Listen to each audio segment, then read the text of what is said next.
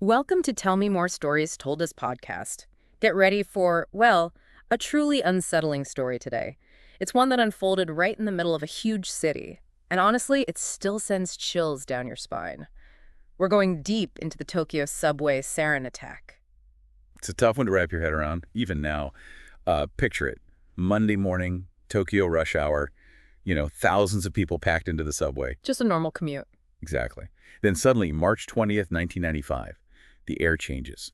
Something invisible and deadly starts to spread. It wasn't an accident. No, absolutely not. And our sources really lay bare how deliberate this was. It wasn't just random chaos. It was planned. We're looking at who did it, why they did it, which is, frankly, almost unbelievable, and just how meticulously they carried it out.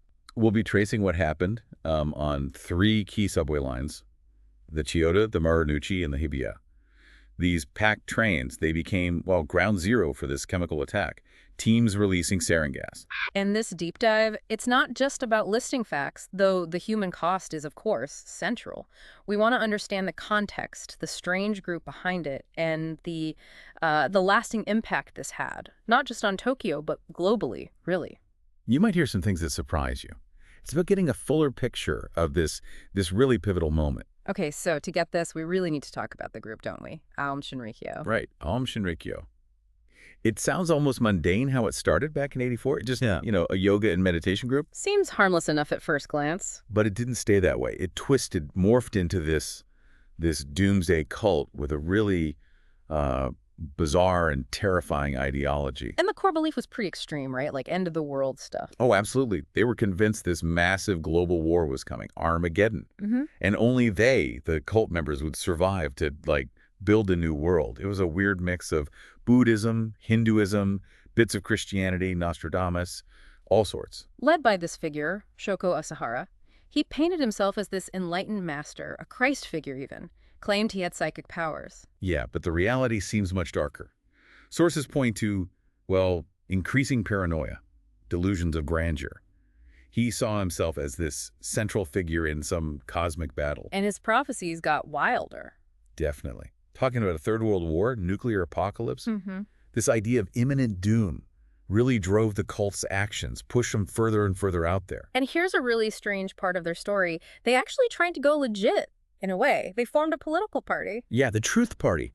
Shinrikyo, in 1990, they ran, I think, 25 candidates, Yeah. including Asahara himself for the Japanese parliament, the Diet. A doomsday cult running for office. How did that go? About as well as you'd expect. Total failure, got hardly any votes. It was a massive public rejection. And that rejection, that seemed to be a turning point. It really looks like it. Apparently, Asahara couldn't handle the failure, blamed it on conspiracies, the government, the Masons, Jews. And it really seemed to fuel his paranoia and push the group towards thinking, okay, conventional means won't work. We need something else, something more drastic. Which is chilling because even before the subway attack, they weren't exactly peaceful, were they? No, not at all. Sources show they were already involved in violence, murders of defectors, opponents, attempted assassinations, and crucially, they were trying to make weapons, biological and chemical. They tried biological stuff first, like anthrax. Yeah, botulinum toxin, anthrax. They have the knowledge, apparently some smart people in the group, scientists, engineers, but thankfully their attempts to weaponize these biological agents mostly failed. Lack of practical skill, maybe. They even tried releasing botulinum near the Diet building, and later anthrax from a building roof, but it had no effect. Probably used a harmless vaccine strain for the anthrax. But the chemical weapons, specifically sarin, that was different. That, unfortunately, they figured out. At their compound near Mount Fuji, this place called Kamikuchiki, Satin 7, they labeled the building. Satin means truth. Satin 7, truth. Doesn't sound like a place making nerve gas. The irony, right? And truth didn't mean safety. Reports mention terrible accidents, leaks, their own chemists getting sick, sometimes seriously, from exposure during production. It was a dangerous operation. And they had used sarin before the subway attack, hadn't they? Yes. There was an attempt on the life of Daisaku Ikeda, the leader of Soka Gakkai, a rival religious group, though it failed. But then, much more seriously, in June 1994, there was the Matsumoto attack. Matsumoto, right, that killed people. 8 people died, hundreds were injured. They released sarin from a converted refrigerator truck, targeting judges who were expected to rule against the cult in a lawsuit. It wasn't immediately linked to Matera, but it was. It was a horrifying dress rehearsal. And after Matsumoto, there were warnings. Incredibly, yes. Anonymous letters were sent to the media after Matsumoto, and these letters explicitly warned about releasing sarin in a crowded subway. It's just chilling to think about. A direct foreshadowing. So fast forward to March 1995. The police are closing in, planning a major raid on Aum facilities for March 22nd. Right. Amudium knew it was coming, or at least suspected it strongly. And it seems like this impending raid forced their hand, accelerated their plan for a bigger attack, possibly to disrupt the investigation or start the chaos Asahara predicted. So just 2 days before the planned raids, March 20th, they strike. They do. 5 teams. Each team had one person to carry and release the sarin and a getaway driver. And their targets were specific subway lines. Yes, 3 really busy ones during the absolute peak of morning rush hour. The Chiyoda line, the Marunouchi line, and the Hibiya line. Lines that converge on Kasumigaseki, where many government ministries are located. And the method. It sounds almost low-tech, but incredibly deadly. It was disturbingly simple. Yeah. Each perpetrator had these plastic bags, like IV bags almost, filled with liquid sarin. Maybe about 600 milliliters each. Some had 2, one had 3. Just bags of liquid. How did they release it? They wrapped the bags in newspaper to disguise them, got on the designated trains, waited for the right moment near a key station, dropped the bags on the floor, and then punctured them with the sharpened tip of an umbrella. Just poked holes in the bags. Exactly. Sarin is highly volatile, especially the impure stuff they likely made. It evaporates quickly into a colorless, odorless gas.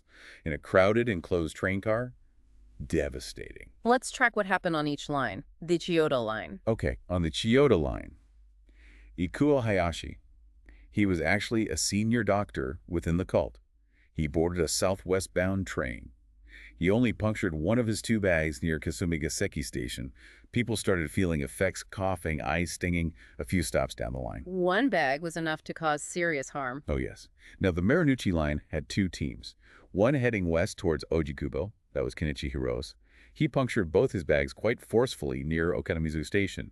He actually bent his umbrella tip doing it. And that caused immediate casualties? Yes. Sadly, one person died quite quickly on that train and many were injured.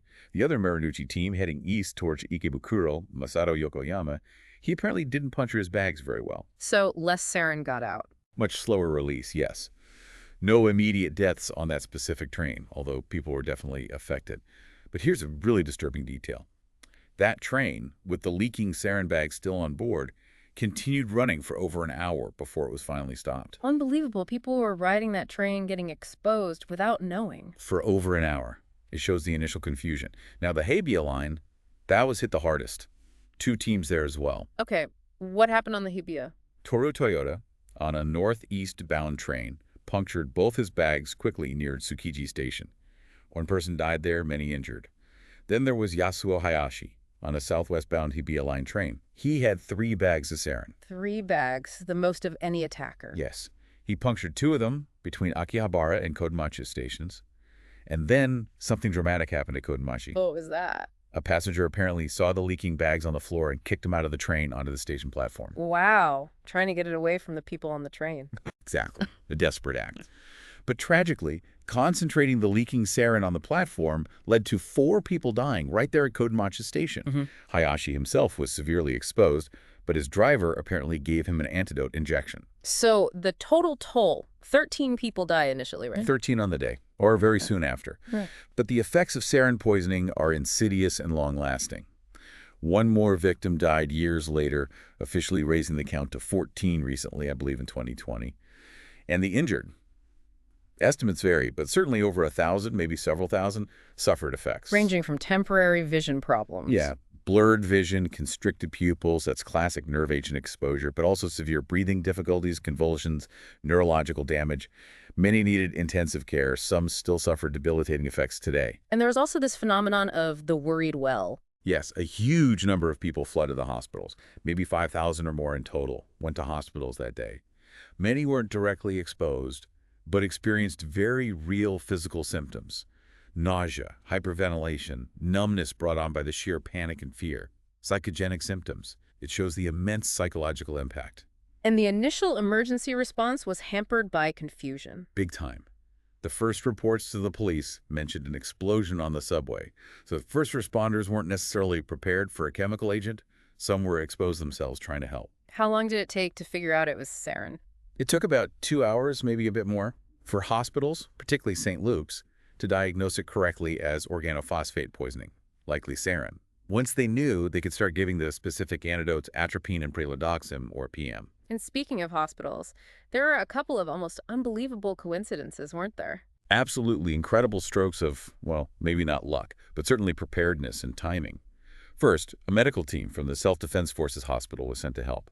One of their doctors had literally just finished a course on treating chemical weapon casualties the day before. The day before. You can't make that up. Right. He had the materials, the knowledge, fresh in his mind. And then there's St. Luke's International Hospital.